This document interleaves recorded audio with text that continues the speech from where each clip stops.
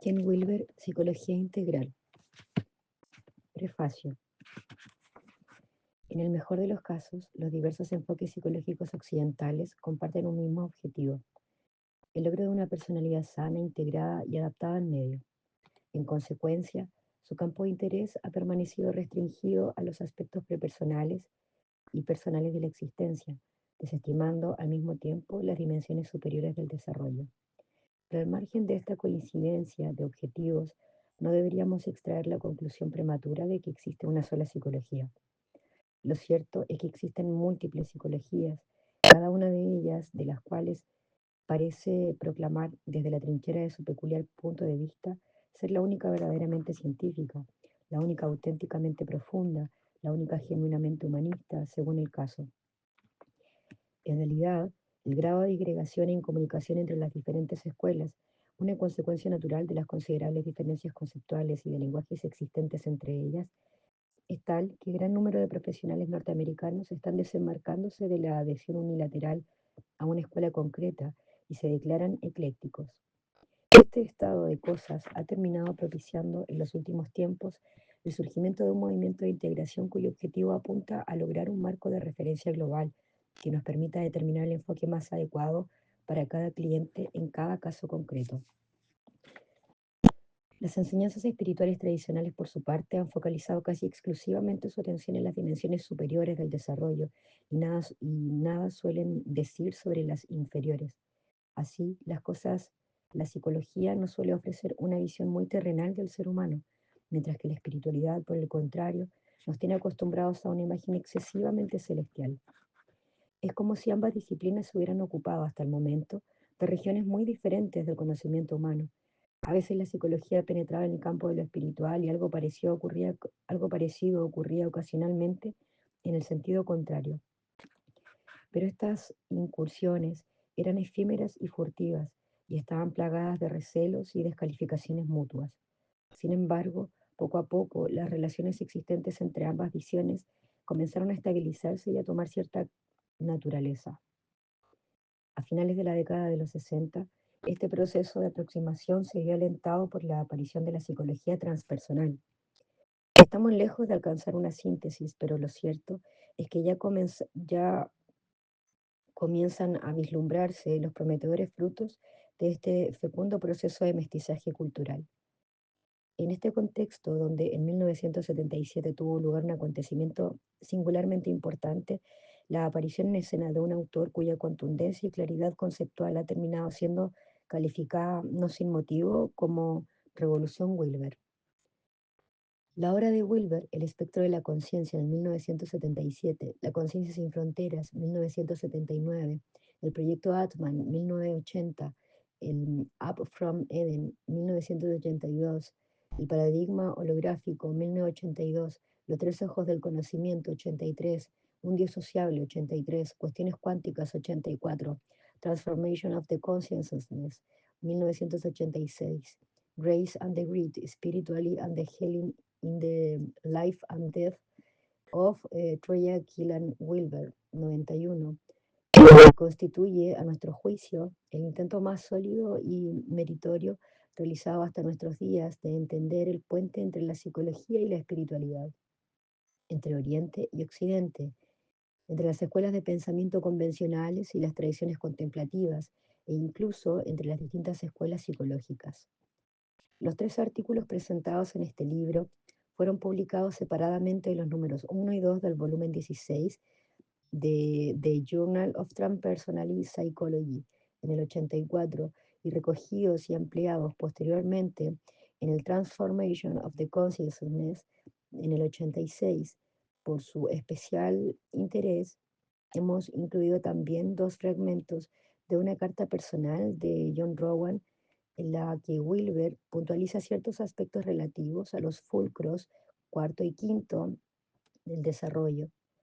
En el presente libro, Wilber nos ofrece un resumen de su modelo Spectral Global de crecimiento y desarrollo integral del ser humano, que abarca tanto aspectos físicos, emocionales e intelectuales como sus dimensiones existenciales y espirituales. La primera parte está dividida en dos capítulos. En el primero, Wilber resume brevemente cada una de las estructuras o niveles fundamentales de su modelo espectral de desarrollo, articulado en este caso en torno a 9 niveles, 3 referidos al dominio prepersonal, 3 al personal, otros 3 al transpersonal. Esta sección termina con una descripción de las funciones específicas con las que cumple el self y de la sensación de identidad correspondiente a cada uno de los niveles. El segundo capítulo resume sumariamente los resultados de las recientes investigaciones realizadas por la psicología analítica evolutiva de Mahler, Kemberg, Blanc y Kohut. Bosqueja una síntesis integradora que puede servir de plataforma idónea para abordar los temas discutidos en la segunda. En la parte 2, Wilber se ocupa de la posible patología que puede acompañar a cada uno de los 3 grandes fulcros del desarrollo del self en los 3 dominios prepersonales: psicótico, borderline y neurótico; personales, self-role y guión cognitivo, neurosis de identidad y patología existencial; transpersonales, trastornos psíquicos sutiles y causales. Por último, en la parte 3, sugiere las modalidades terapéuticas más adecuadas para tratar cada una de las patologías mencionadas en la segunda parte, y finaliza con una serie de precisiones sobre temas puntuales tales como el diagnóstico, el narcisismo, los sueños y las relaciones existentes entre la psicoterapia y la meditación a la luz del modelo espectral.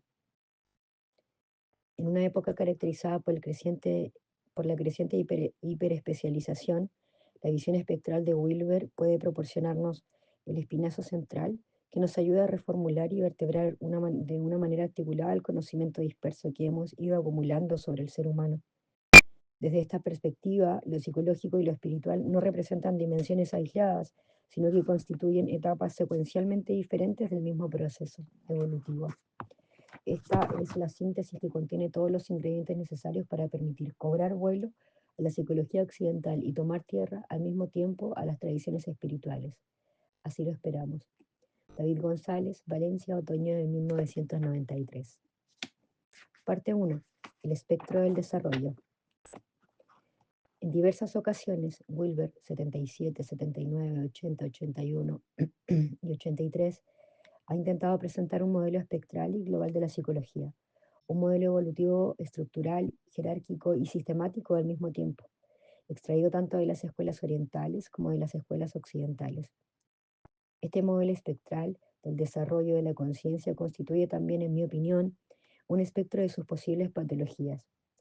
Si el desarrollo de la conciencia atraviesa una serie de estadios, una lesión en un determinado estadio puede llegar a ocasionar un especial tipo de psicopatología. En tal caso, la comprensión de la naturaleza evolutiva de la conciencia, de sus estructuras, estadios y su dinámica general, constituirá un elemento indispensable para el diagnóstico y el tratamiento. Este trabajo sintetiza de modo sumario mi obra anterior al respecto y el libro en el que actualmente estoy trabajando, System, Self and Structure. Espero que la necesidad de condensar mucho material en unas pocas páginas no termine simplificando excesivamente la cuestión. Dentro de estas limitaciones, sin embargo, lo que sigue es un resumen de la investigación realizada sobre este tema. El lector interesado en aspectos más concretos puede remitirse a mis otras obras al respecto. Estoy convencido de la importancia de ciertos conceptos psicodinámicos y transpersonales para cualquier visión evolutiva del desarrollo, y de que la reciente investigación en dominios aparentemente tan dispares puede resultar extraordinariamente fecunda. Cualquier intento de comprender adecuadamente todo el amplio rango de las capacidades humanas, desde las inferiores hasta las más elevadas, requiere una integración de un modelo no menos comprensivo que el que hemos esbozado. 1. El espectro de la conciencia. En mi opinión, el desarrollo psicológico existen 2 grandes tipos de estructuras u organizaciones fundamentales: las estructuras básicas y la estructura de la transición. Cada una de ellas, a su vez, se ramifica en diversas líneas evolutivas.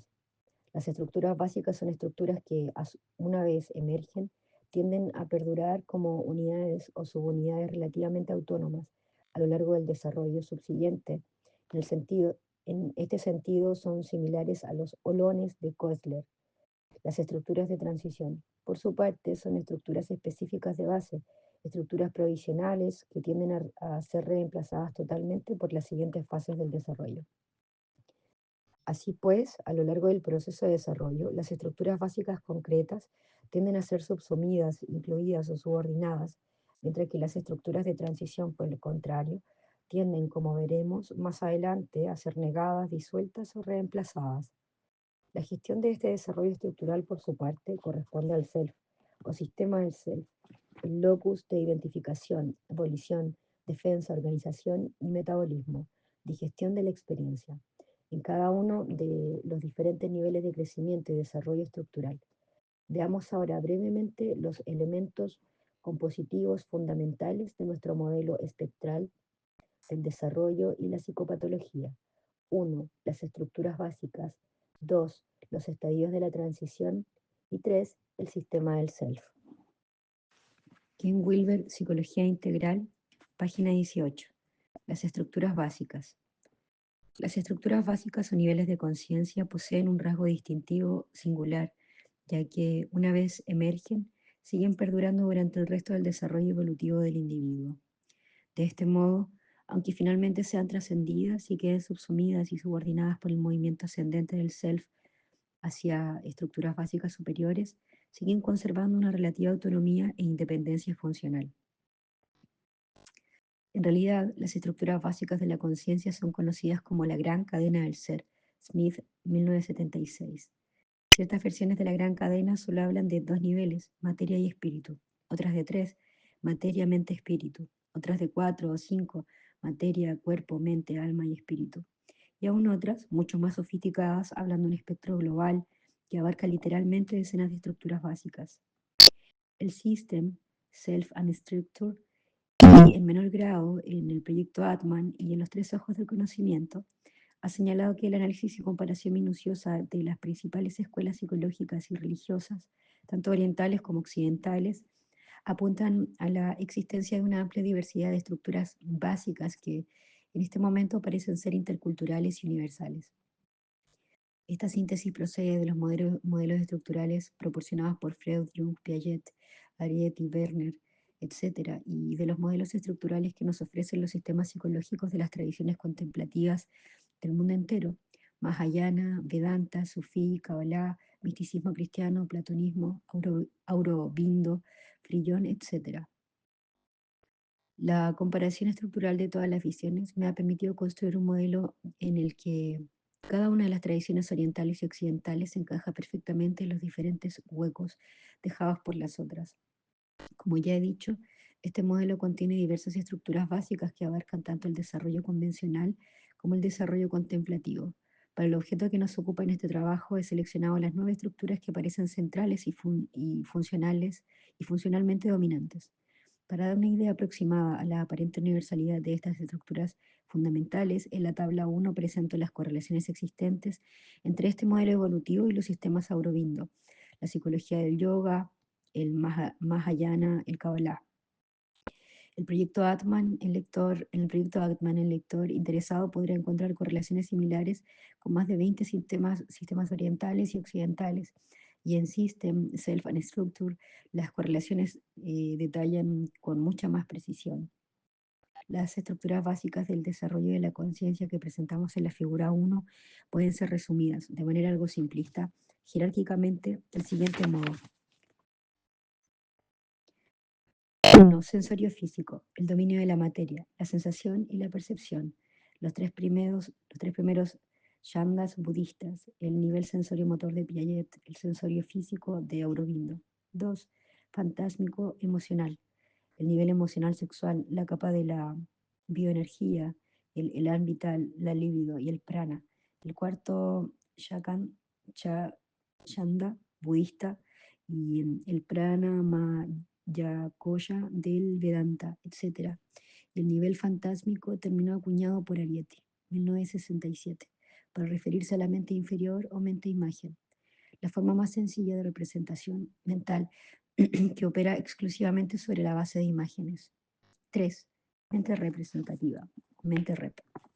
Abreviatura de mente representativa, el estadio del pensamiento preoperacional de Piaget. La mente representativa se desarrolla en dos estadios, el de los símbolos, de los 2 a los 4 años, el de los conceptos, de los 4 a los 7 años. Un símbolo va mucho más allá de una simple imagen, mente fantásmica, ya que mientras que las imágenes representan pictóricamente los objetos, los símbolos por su parte no los representan de manera figurativa, sino verbal. Así pues, por ejemplo, una imagen mental de un árbol es relativamente parecida a un árbol real, mientras que la palabra símbolo A, R, B o L no se parece de modo alguno a un árbol. La representación simbólica constituye pues una operación cognitiva superior, más compleja y más sofisticada que la simple representación sobre la base de imágenes. Un concepto es un símbolo que no solo representa un objeto o un acto, sino una clase de objetos o de actos, incluso tareas cognitivas más complejas y difíciles.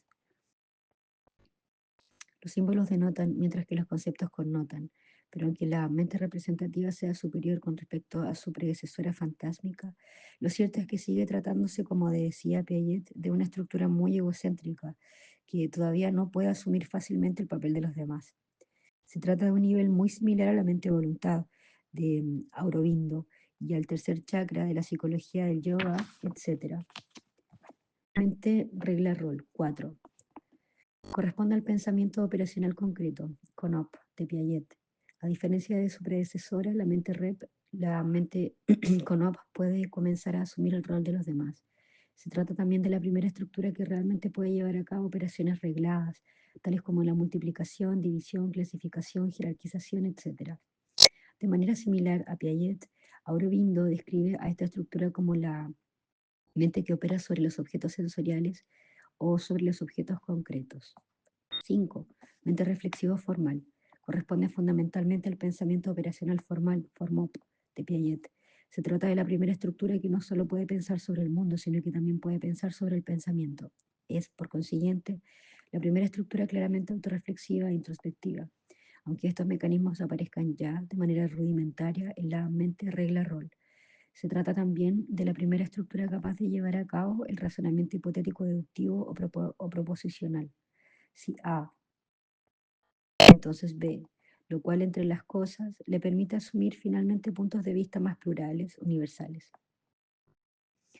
En opinión de Aurobindo, este es el nivel de la mente racional, una mente que no está atada a los objetos sensoriales concretos, sino que por el contrario, aprende y opera sobre las relaciones, que no son cosas.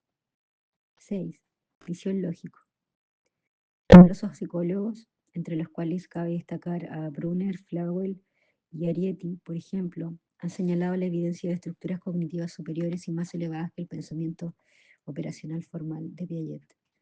Este nivel ha sido denominado generalmente como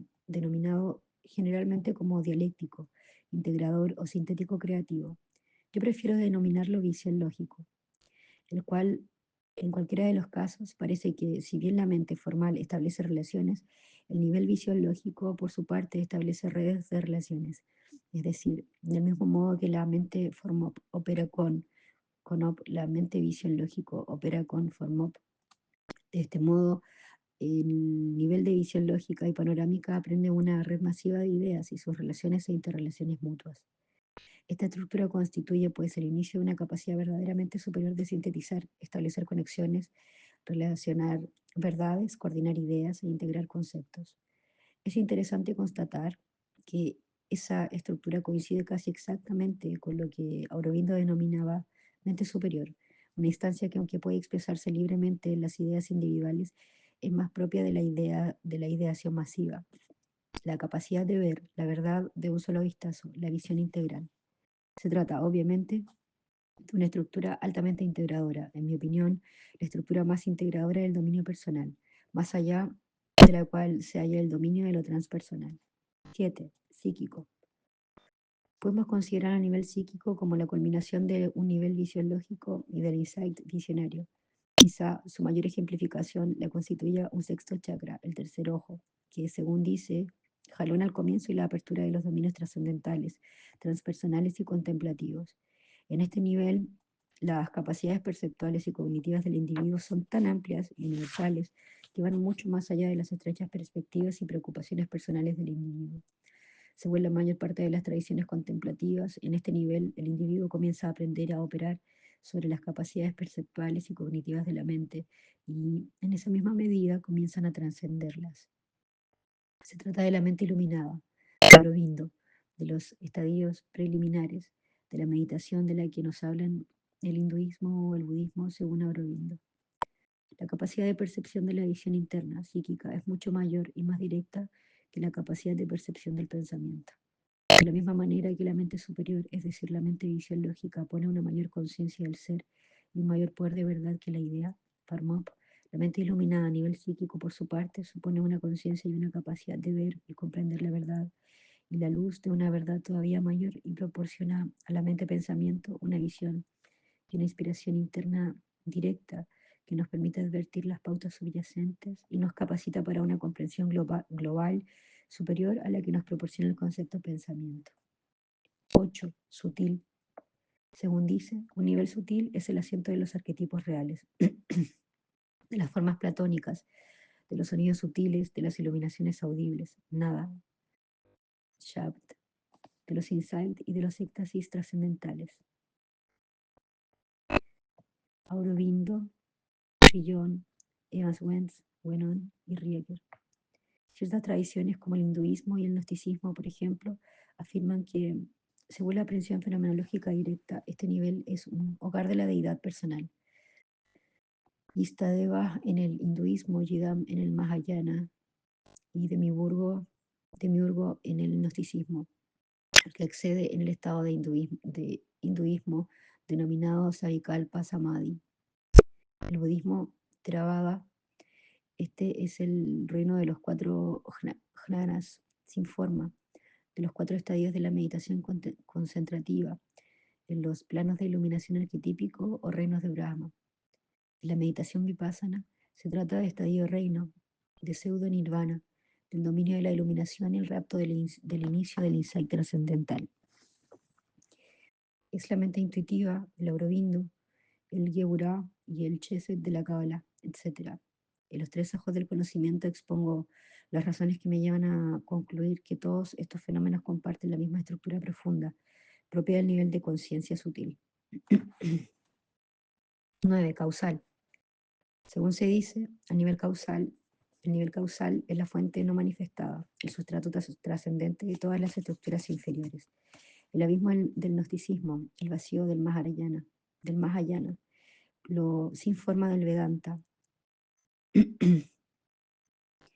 Este nivel se realiza en un estado de conciencia denominado Nivakalpa Samadhi por el hinduismo, Jnana Samadhi por el Vedanta, la octava, la novena y la décima etapa de las estampas del pastoreo espiritual de Boyero del Zen. El séptimo y octavo jnana, el estado del insight sin esfuerzo, se culmina en el nirvana vipassana y la supermente de Aurobindo. Este estadio también es descrito como el self universal y sin forma a todos los seres. Según Aurobindo, cuando la supermente causal desciende, la predominancia de la sensación de identidad central se subordina, se pierde, por así decirlo, en la vastedad del ser, hasta que finalmente queda abolida y es reemplazada por una percepción cósmica expandida y por la sensación superior e ilimitada del self universal. La conciencia unida sin fronteras, que todo lo impregna, un ser que es esencialmente uno con el self supremo. 10. Último. Después de haber atravesado completamente el estado de cesación o de absorción causal, lo no manifestado, la conciencia despierta finalmente a su morada previa y eterna como espíritu absoluto, radiante y omnipenetrante, uno y muchos, único y todos, integración e identidad completa entre la forma manifiesta y lo sin forma o no manifestado. Se trata del Saj, del Brahma Samadhi clásico, del Turiya o Turiya Gita, de la absoluta e incalificable conciencia como tal, de la supermente de Aurobindo, de la mente única del Zen, de Brahma Atman, del Svabhavikaya, Estrictamente hablando, el nivel último no es un nivel entre muchos otros, sino una misma realidad, condición o esencia de todos los niveles. Es un sentido, es en un sentido analógico, podríamos decir, el papel, el sustrato fundamental o esencia vacía, sobre el que está dibujado la figura 1.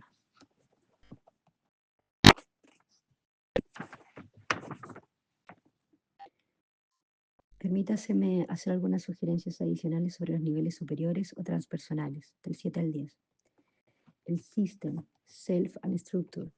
He mencionado la existencia de 7 estadios transpersonales: psíquico inferior y psíquico superior, sutil inferior y sutil superior, causal inferior y causal superior y último, cada uno de los cuales se subdivide a su vez en 3 subestadios: principiante o aspirante, practicante o iniciado y avanzado o maestro, obteniendo de ese modo un total de 21 estadios contemplativos.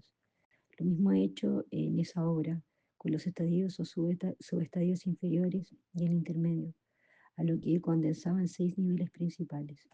En mi opinión, los 9 niveles fundamentales que presentamos en la figura 1 son funcionalmente dominantes a lo largo del proceso evolutivo y, por consiguiente, cualquier enumeración del desarrollo que pretenda ser mínimamente exhaustiva debe tenerlos en consideración. En otras palabras, su selección no es completamente arbitraria, ya que la filosofía perennis nos presenta como un considerable apoyo para esta condensación funcional. El Vedanta, por ejemplo, habla de la existencia de un gran número de estadios del desarrollo global, que se hallan gobernados funcional y estructuralmente por 5 niveles principales. A su vez, se condensan y manifiestan los 3 niveles fundamentales: grosero, sutil y causal. La visión que presento en este artículo es una visión levemente ampliada de la que nos ofrece el Vedanta.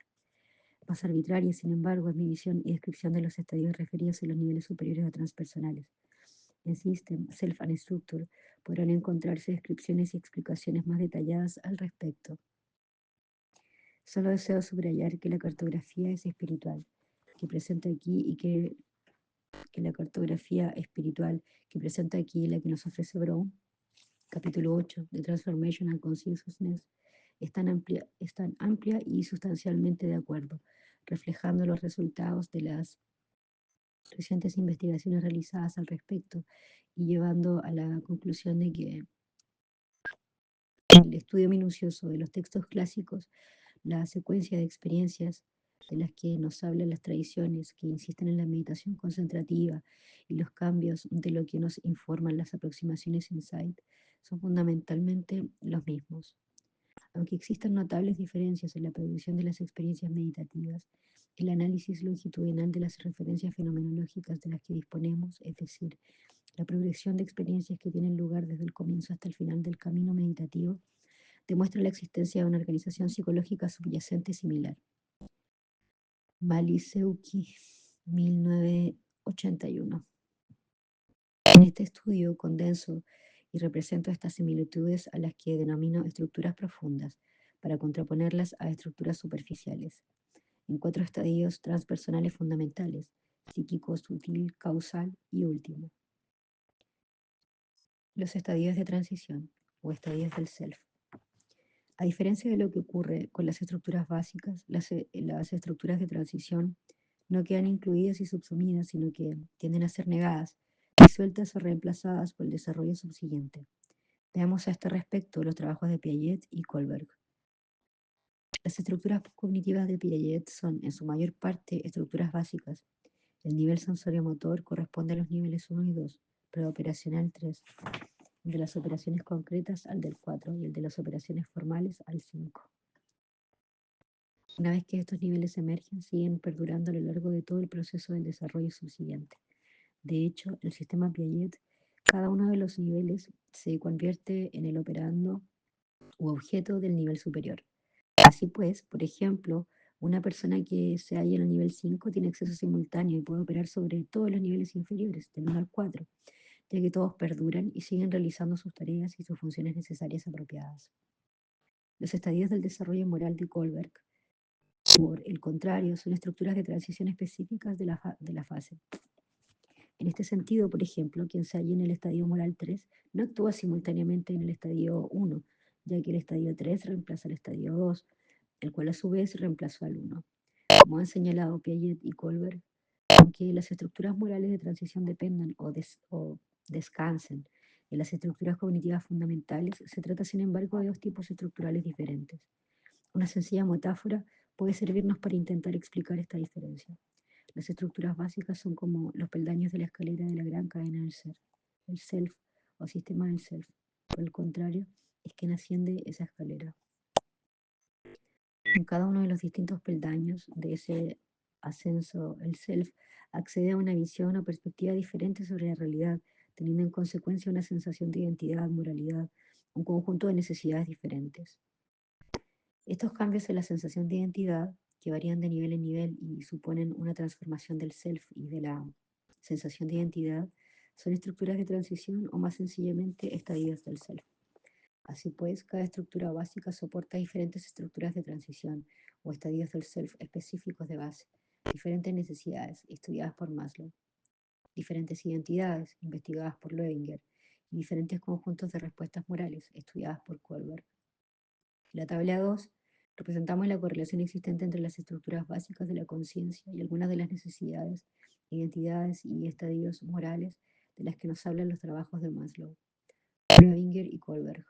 De este modo, por ejemplo, cuando el self se haya identificado con el nivel regla-rol, su necesidad es la pertenencia, su identidad es conformista y su moralidad es convencional. Cuando en cambio se identifica con el nivel reflexivo formal, su necesidad es la autoestima, su identidad es individualista y su modalidad es postconvencional. Su moralidad es postconvencional. En el System Self and Structure presentamos las correlaciones existentes entre los sistemas de Fowler, Erickson, Broughton, Selman, Graves y Peck, entre otros. En el artículo que hoy nos ocupa he seleccionado Maslow, Loewinger, Kohlberg, por el simple hecho de que su trabajo es mucho más conocido. Ver Loewinger, 1976, para la posible relación existente entre cada uno de los diferentes aspectos de las estructuras del self.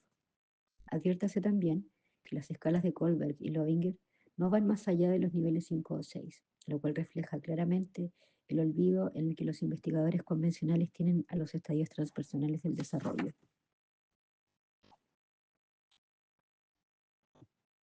El sistema del self. Hasta ahora hemos examinado brevemente los peldaños o niveles fundamentales de la escalera del desarrollo y los estadios de transición, o estadios del self, que van desplegándose a medida que el self asciende o progresa a través de los distintos escalones en el curso de su propio crecimiento.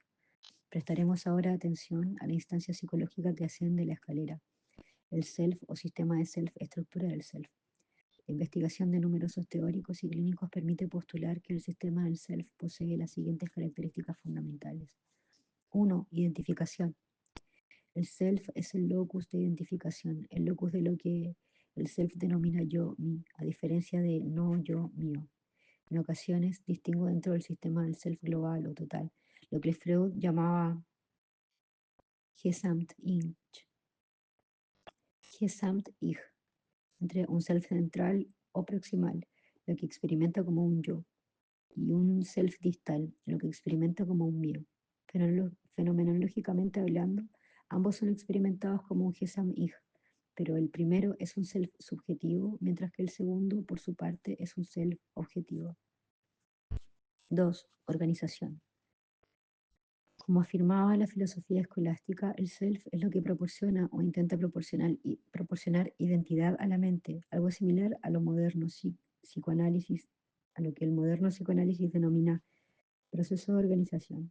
El self no es solo una síntesis de las estructuras o subestructuras psíquicas subyacentes, sino un principio organizador independiente, un marco de referencia que sirve para medir las actividades o estados de esas subestructuras. 3. Voluntad. El self es el locus de la decisión libre, pero su libertad está restringida por los límites que impone el nivel de adaptación propio de la estructura básica en la que se halla. En el peldaño 3 o pre-op, por ejemplo, el self no es libre para formular hipótesis. Eso solo puede ocurrir a partir del peldaño número 5 o form-op. 4. Defensa. El self es el locus de los mecanismos de defensa, que se desarrollan y cambian jerárquicamente de nivel en nivel en cada una de las diferentes estructuras básicas.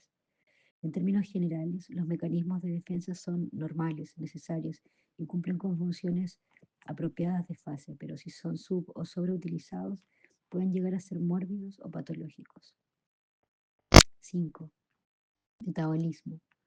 Una de las tareas centrales del self es la de digerir o metabolizar las experiencias que se presenten en cada uno de los peldaños del desarrollo. La creencia básica de las teorías desarrollistas es que la experiencia debe ser metabolizada para formar estructura.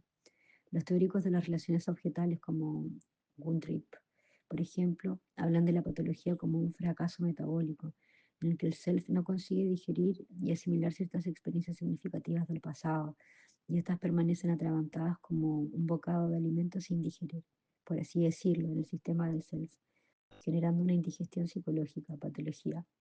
De hecho, las estructuras básicas de conciencia pueden ser concebidas como niveles de alimento, alimento físico, emocional, mental y alimento espiritual. Como veremos más adelante, estos niveles de alimento son, en realidad, niveles de relaciones objetales, y la forma en que el self gestiona estos objetos alimento, self-objeto, constituye un factor fundamental para el desarrollo psicopatológico. 6. Navegación. En cada uno de los peldaños de la escalera del desarrollo, excepto en los dos extremos finales, el self se ve enfrentado a varios impulsos direccionales diferentes. Por una parte, puede dentro de ciertos límites decidir permanecer en su nivel de desarrollo presente o elegir liberarse de él y acceder a otro. Si se libera de su nivel actual, puede elevarse o descender en la jerarquía de las estructuras básicas. Así pues, en un determinado nivel, el self se encuentra ante la alternativa conservación-negación, mantener, abandonar, vivir en ese nivel, morir a él, identificarse, desidentificarse de él. Pero por otra parte, el self se ve también ante la disyuntiva de elegir entre diferentes niveles, ascender, descender, progresar, regresar, subir a la jerarquía a niveles de estructuración, diferenciación e integración superiores, o descender hacia niveles de organización, diferenciación e integración inferiores. Estos son los 4 impulsos representados en la figura 2.